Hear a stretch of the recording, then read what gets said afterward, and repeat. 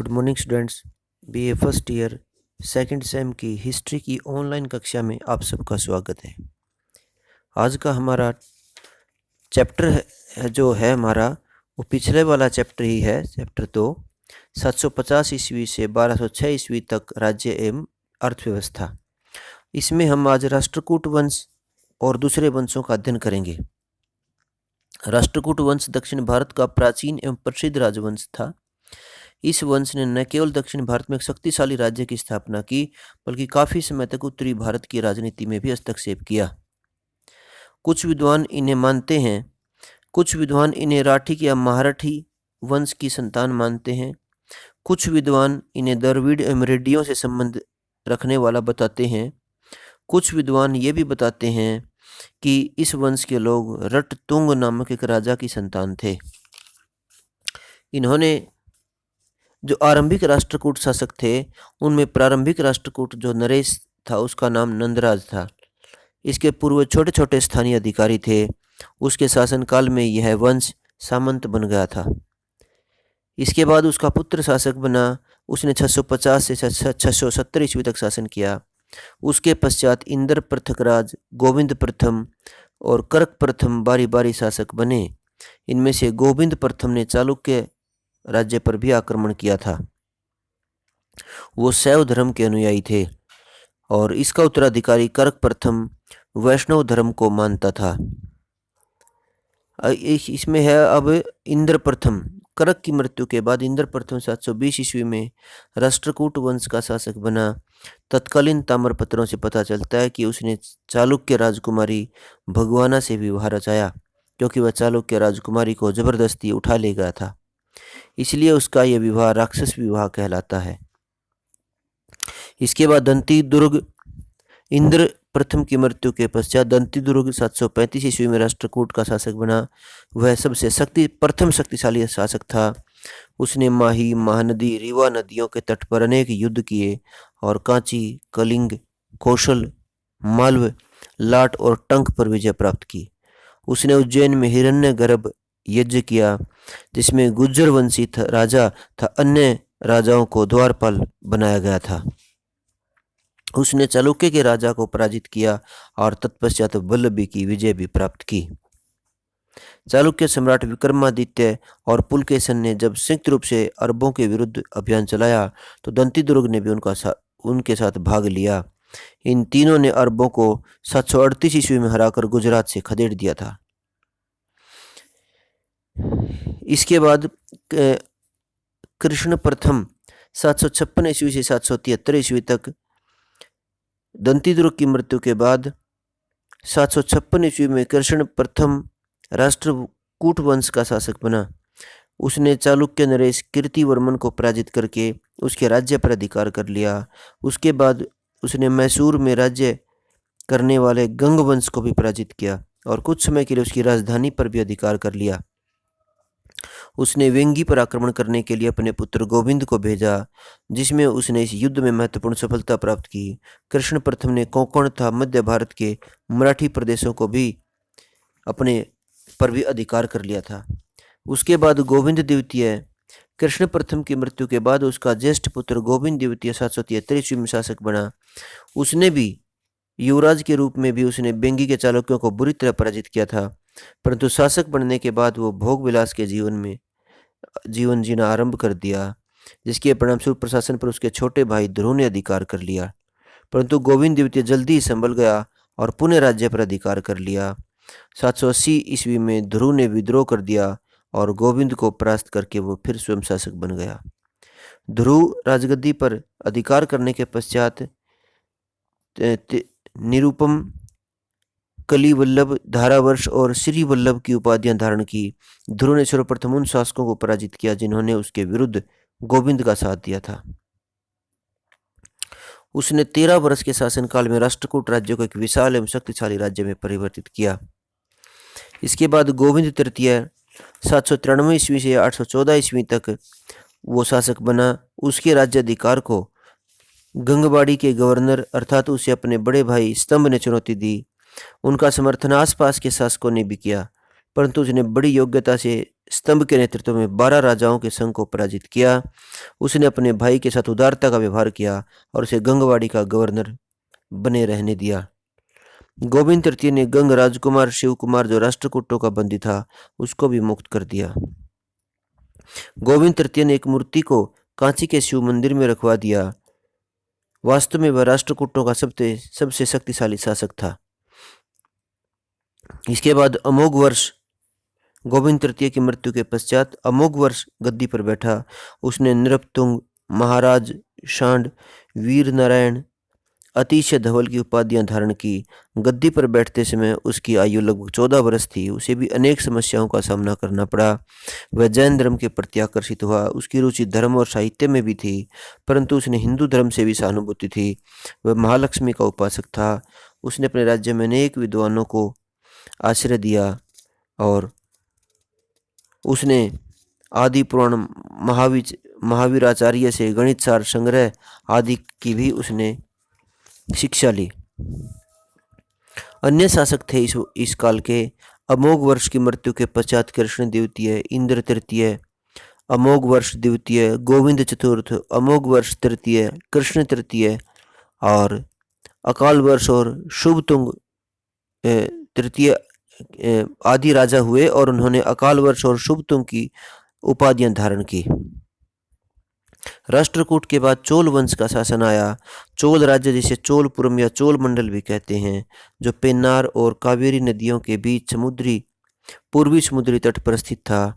इस राज्य की सीमाएं राजाओं की स्थिति के अनुसार बदलती रही। इनमें उरगपुर, कोविपट्टनम, तंजावुर और गंगकोंड चोलपुरम आदि क्षेत्र में शामिल थे। चोलों का वास्तविक इतिहास 9वीं शताब्दी से आरंभ होता है। सबसे पहले कारिकाल चोलों का सबसे प्रसिद्ध और आरंभिक राजा था। कहा जाता है कि उसका एक पैर बचपन में ही जल गया था, इसलिए उसका नाम कारिकाल पड़ा। तमिल साहित्य से पता चलता है कि वह एक वीर था, महत्वाकांक्षी शासक था।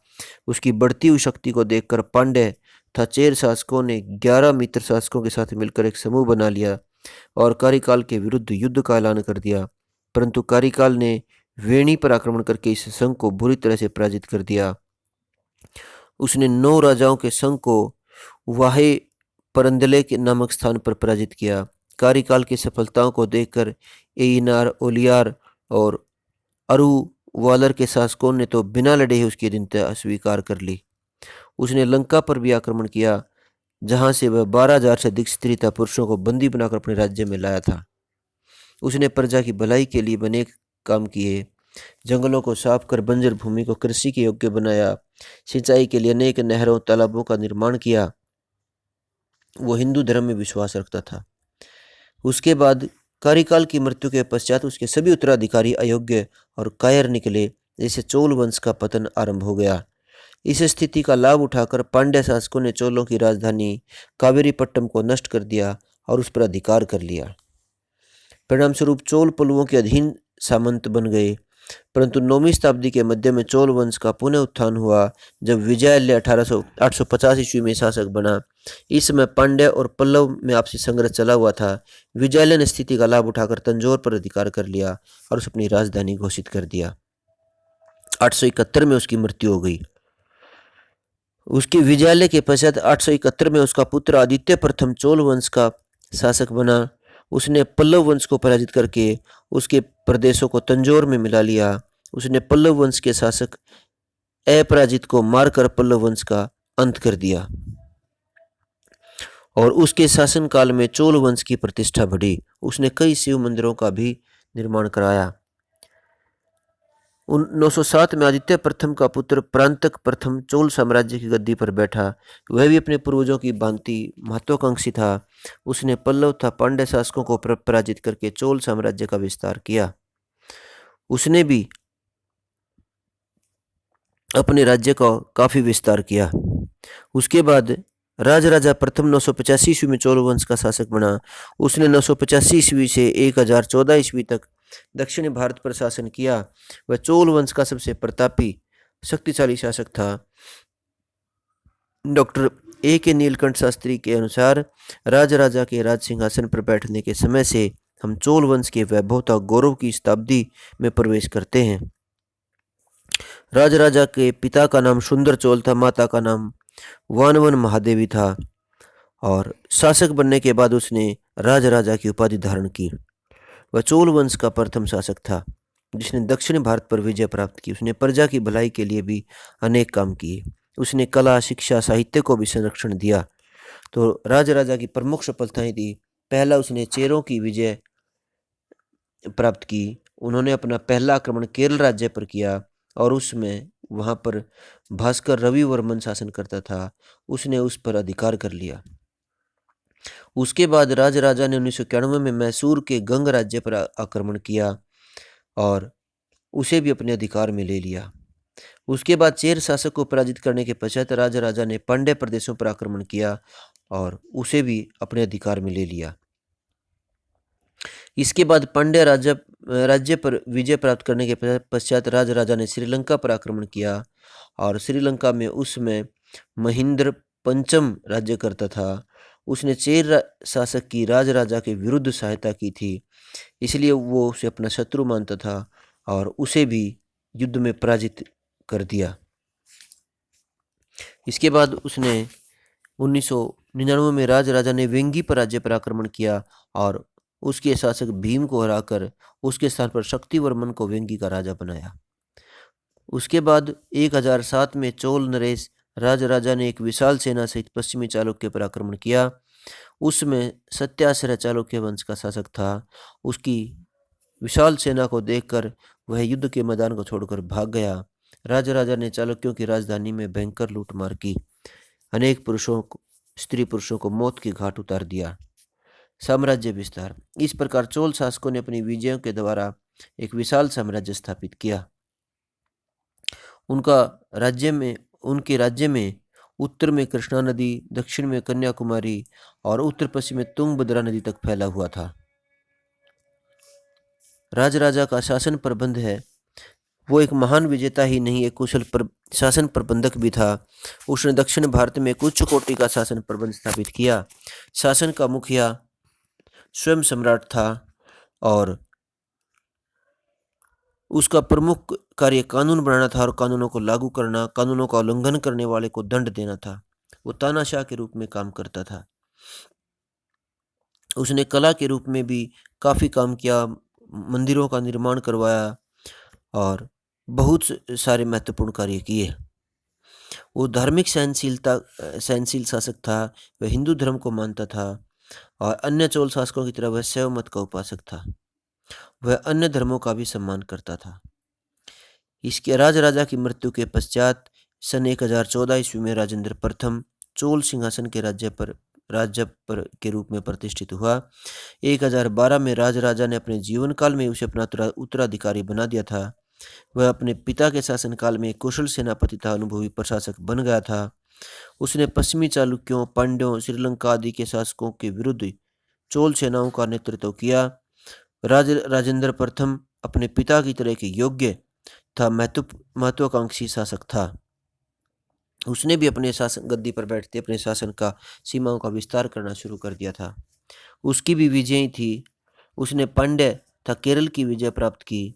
उसने श्रीलंका को विजित किया, चालुक्यों से युद्ध हुआ और उसके वेंगी राजा की सहायता उन्होंने की। उसने राजेंद्र चोल ने बंगाल की विजय प्राप्त की और उसके बाद उसने जावा, सुमात्रा, मलाया की विजय प्राप्त की। उसकी अन्य सफलताएं थी, वो एक महान विजेता ही नहीं था, एक अच्छा शासक प्रबंधक भी था। उसे विरासत में विशाल साम्राज्य प्राप्त हुआ। उसके बावजूद उसने तलवार के बल पर चोल साम्राज्य की सीमाओं को और दूर तक फैलाया। चोलों का शासन प्रबंध भी इस प्रकार था। वो केंद्रीय प्रशासन था। चोल साम्राज्य का मुखिया राजा कहलाता था। उसका पद पैतृक था और राजा की ताजपोशी बड़े हर्षोल्लास के साथ की जाती थी। उसके बाद उनका जो प्रांतीय शासन में भी बांटा हुआ था। चोलों ने अपने साम्राज्य को 6 प्रांतों में बांटा हुआ था। प्रांतों को मंडल कहते थे और मंडल का मुखिया वायसराय कहलाता था। फिर स्थानीय प्रशासन में भी मंडल को आगे अनेक स्थानीय विभागों में बांटा हुआ था, जिसे वलनाडु कहते थे। और प्रत्येक विभाग में कई जिले होते थे जिन्हें नाडू कहते थे। जिला आगे तहसीलों में, तहसील को कुर्रम या कोट्टम कहा जाता था। ग्राम प्रशासन भी सबसे छोटी इकाई थी। गांव के प्रशासन में केंद्रीय सरकार का कोई हस्तक्षेप नहीं होता था। गांव का शासन ऊर्थ सभा 2 संस्थाओं के द्वारा चलता था। गांव के जनसाधारण लोग उसमें भाग लेते थे, जबकि सभा में ब्राह्मण व बुजुर्ग लोग भाग लेते थे। न्याय प्रशासन भी इन्होंने अच्छा स्थापित किया था। वो निष्पक्ष न्याय देने में विश्वास करते थे, इसलिए उन्होंने अपने राज्य में अनेक न्यायालयों को स्थापित किया हुआ था। उनकी वित्तीय व्यवस्था भी अच्छी थी। आय का प्रमुख सोर्स भूमि कर था और उस समय चोल सम्राट भूमि कर की ओर विशेष ध्यान देते थे। वो कुल उपज का 1/6 भाग कर के रूप में लेते थे। उनका सैनिक प्रबंध भी उत्तम कोटि का था। वे एक शक्तिशाली सेना के गठन पर जोर देते थे। प्राप्त स्रोतों से पता चलता है कि उसकी सेना में 70 पलटनें थी। पैदल, घुड़सवार, हाथी व रथ उनकी सेना के प्रमुख अंग थे। उन्होंने कला और साहित्य में भी उन्होंने अच्छा काम किया। उन्होंने तंजौर का शिव मंदिर कला की दृष्टि से उनका बड़ा महत्वपूर्ण था। उन्होंने मंदिरों में धातुओं और पत्थरों की मूर्ति से सजाया गया था। इसके बाद राजपूतों का राजनीतिक जीवन पर हम प्रकाश डालेंगे। उत्तरी भारत में 650 से 1200 ईस्वी के बीच अनेक राजपूत राज्यों की स्थापना हुई। उस समय 5 शताब्दियों से भी अधिक समय तक राजपूत उत्तर भारत की राजनीति में छाए रहे। इनका प्रशासन को देखेंगे तो सबसे पहले इनका केंद्रीय प्रशासन में राजा राजपूत राज्य का मुखिया होता था। वो जो सर्वशक्तिमान था, उसे देवता के समान समझते थे। वह परमेश्वर, महाराजाधिराज, परम भट्टारक, महासामंत अधिपति, महाराज आदि उपाधियां धारण करता था। ठाठ बाट से महलों में रहता। उसका कार्य कानून बनाना, कानून को लागू करवाना, कानून का उल्लंघन करने वाले को दंड देना आदि था। वह अपनी सहायता के लिए मंत्री परिषद का भी गठन करता था और उसकी राजा की शक्तियां निरंकुश थी। लेकिन वो तानाशाह भी नहीं थे। वो प्रजा की भलाई के लिए अनेक काम करते थे। उसके बाद युवराज होता था। दूसरा राजा के बाद युवराज का स्थान होता था, जो राजा का सबसे बड़ा पुत्र होता था। कभी कभी छोटे पुत्र को भी राजा युवराज बना देते थे। फिर उनकी राजपूत कालीन शासन में पटरानी की व्यवस्था का भी महत्वपूर्ण स्थान था। वो उसकी राजा की ज्येष्ठ पत्नी होती थी, जो प्रशासनिक कार्यों में बढ़ चढ़कर भाग लेती थी। उसके बाद मंत्री था, पदाधिकारी होते थे। सबसे पहले महामंत्री था, जिसे हम प्रधानमंत्री भी कह सकते हैं। वह राजा का प्रमुख सलाहकार होता था, सभी विभागों की देखभाल करता था। उसके बाद सेनापति होता था। वैसे तो राज्य का प्रमुख सेनापति स्वयं राजा होता था, लेकिन वह स्वयं युद्ध के क्षेत्र में उपस्थित होकर अपनी सेनाओं का नेतृत्व करता था। बड़े बड़े युद्ध उसके नेतृत्व में होते थे। चूंकि राजा के पास समय कम था, इसलिए वह सेना के रख रखाव के लिए सेनापति भी रखता था। संधि विग्रह भी होते थे, जिसे विदेश मंत्री कहते थे। उसका कार्य विदेशियों का आदर करना, उनके ठहराने की व्यवस्था आदि करना। पुरोहित भी धार्मिक कार्यों का मंत्री होता था। वह धार्मिक रीति रिवाजों को संपन्न कराता था। उसके बाद प्रतिहार होता था। वह राज परिवार के सदस्यों की आवश्यकताओं को पूरा करता था। और उसके बाद खड़ग ग्राहक, जो राजा का अंगरक्षक था। थांडा गारिक, जो राज्य के कोष की देखभाल करता था। दूतक, जो राजा के आदेशों एवं फरमानों को जनता तक या छोटे कर्मचारियों तक पहुंचाता था। राजपूतों का प्रांतीय प्रबंध भी था। उन्होंने अपने राज्य को अनेक प्रांतों में बांटा था। प्रांतों को भुक्ति या राष्ट्र कहते थे।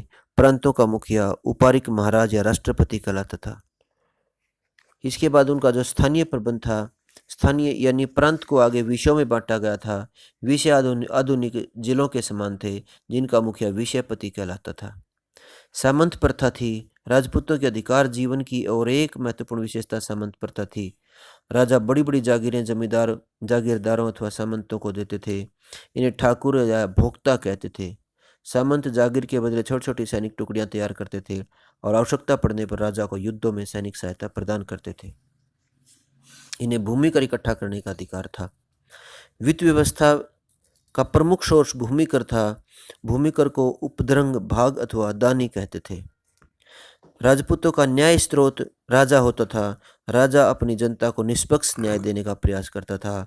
उसकी राजा की अदालत सबसे ऊंची और अंतिम मानी जाती थी। सैनिक शासक भी, सैनिक प्रबंध भी राजपूतों का अ, दोनों प्रकार की सेना रखते थे, वो स्थायी और अस्थायी। इसके अतिरिक्त वे सैनिकों के लिए सामंतों पर भी निर्भर रहते थे। उनकी सेना में हाथी, घुड़सवार, पैदल सैनिक होते थे। सामंतवाद पर चर्चा करेंगे। यूरोप की तरह मध्यकाल में भी सामंतवाद का उत्थान हुआ। सर्वप्रथम कनिष्क के समय सामंत शब्द का प्रयोग आरंभ हुआ। उस समय कनिष्क के अधीन शासकों को सामंत कहकर पुकारते थे। सामंत का अर्थ है भूमि का टुकड़ा, परंतु सामंतवादी व्यवस्था भूमि के टुकड़े जिसे जागीर कहा जाता था, उस पर आधारित थी। बड़े बड़े सरदार अथवा सामंत अपने आप को महासामंत, महाराजा, महामंडलेश्वर आदि भी कहते थे। सामंतवाद की विशेषताएं थी, सामंत भूमि के स्वामी होते थे। वो बड़ी बड़ी जागीरों में बांटकर उच्च कोटि के सरदारों को प्रदान करता था, राजा जो सामंत कहलाते थे, और उन्हें भूमि कर इकट्ठा करने का अधिकार था। परंतु जैसे ही कोई राजा कमजोर हुए, ये सामंत जागीरों के स्वामी बन गए। सामंतों के प्रकार थे। सामंत दो प्रकार के थे। पहले वे जो राजा से नगद वेतन की जगह भूमि कर प्राप्त करते थे। दूसरे वो जो राजा जो पहले सरदार थे, जो पहले किसी प्रदेश के स्वामी अथवा शासक होते थे और अपनी दुर्बलता या पराजय के कारण राज्य की अधीनता स्वीकार करके उसके अधीन सामंत बन जाते थे। सामंतों की श्रेणियां थी। बड़े उसमें तीन प्रकार के सामंत थे, बड़े बड़े सामंत, उप सामंत और तीसरे किसान। बड़े बड़े सामंतों को महासामंत, महासामंत, अधिपति, मंडलेश्वर भी कहते थे। सामंतों का कर्तव्य था अ, सामंतों का सबसे बड़ा कर्तव्य राजा से प्राप्त भूमि एवं अपनी स्थिति के बदले एक निश्चित संख्या में सैनिक तैयार करना था। इन सैनिकों का खर्च अपनी जागीर से प्राप्त भूमि कर की आय में से चलाते थे। कुछ सामंत राजा को भूमि के बदले निश्चित मात्रा में धनराशि देते थे। सामंतों के अधिकार। कुछ राजा सामंतों को भूमि अथवा जागीर प्रदान करते समय उन्हें कुछ अधिकार भी देते थे। हालांकि सैद्धांतिक रूप से राजा भूमि के स्वामी ही होते थे, परंतु व्यवहारिक रूप में सामंत अपनी जागीरों में राजा की ही तरह शान शौकत से रहते थे। सामंतों पर प्रतिबंध भी था कि वो कहीं ज़्यादा शक्तिशाली न हो जाएं, राजा के विरुद्ध विद्रोह न कर दें, इसलिए उनके ऊपर कुछ प्रतिबंध भी थे। राजा ने भूमि का स्वामित्व अपने पास भी रखा हुआ था। वे सामंतों का तबादला दूर दूर के क्षेत्रों में करते रहते थे। सामंतवादी व्यवस्था के गुण। गुण में था कि सत्ता का विकेंद्रीकरण हुआ, जिसे प्रशासन चलाने में आसानी हुई। सामंतवादी व्यवस्था ने राजा का प्रशासनिक भार कुछ हद तक कम कर दिया था। इससे राजा को भूमि कर इकट्ठा करने में आसानी हो गई। सामंत अपने पास सैनिकों की भर्ती करते थे और समय आने पर राजा को सैनिक सहायता प्रदान करते थे। सामंतों को अपनी जागीरों में न्याय संबंधी अधिकार प्राप्त थे। वे निष्पक्ष न्याय की चेष्टा करते थे। सामंतवादी व्यवस्था में सामंत अपनी प्रजा की भलाई के लिए कार्य करते थे। सामंतों की सहायता से राजा अपने राज्यों में शांति की स्थापना के साथ साथ साम्राज्य विस्तार में भी कामयाब हो गए थे। उनके अवगुण भी थे सामंतवादी व्यवस्था के। पहला अवगुण यह था कि सामंतवादी व्यवस्था ने शासकों की स्थिति दुर्बल कर दी थी। सामंतों को राजाओं से महत्वपूर्ण शक्तियां प्राप्त थी, जिससे वे जागीर में एक स्वतंत्र शासक की तरह व्यवहार करने लगते थे। राजपूत काल में राजा स्थायी सेना भर्ती न के बराबर करते थे। आवश्यकता पड़ने पर वो सामंतों से सैनिक मंगवा लेते थे। सामंतवादी व्यवस्था ने ग्राम्य जीवन की कमर तोड़ दी थी और ग्राम प्रशासन से उन्होंने अपने उनके अधिकार छीन लिए थे। सामंतवादी व्यवस्था के अंतर्गत किसानों की दशा दयनीय हो गई थी, उनसे बेगार भी ली जाती थी। सामंतवादी व्यवस्था प्रशासन में कुशलता लाने के लिए आरंभ की गई थी, परंतु यह प्रशासन को कुशल बनाने में पूरी तरह असफल हुए। सामंत एक दूसरे से वैर भाव रखते थे, एक दूसरे की जागीरों को हड़पने का प्रयास करते रहते थे। सामंतों को यह पता था कि उसकी मृत्यु के पश्चात उसकी संपत्ति को राज्य में मिला लिया जाएगा, इसलिए वे विलासी जीवन व्यतीत करते थे। उनकी विलासिता राजपूत राज्यों के लिए बड़ी हानिकारक सिद्ध हुई। तो ये था हमारा 700 ईस्वी से लेकर के प्रमुख राज्य थे जिनका वर्णन हमने इसमें किया। धन्यवाद।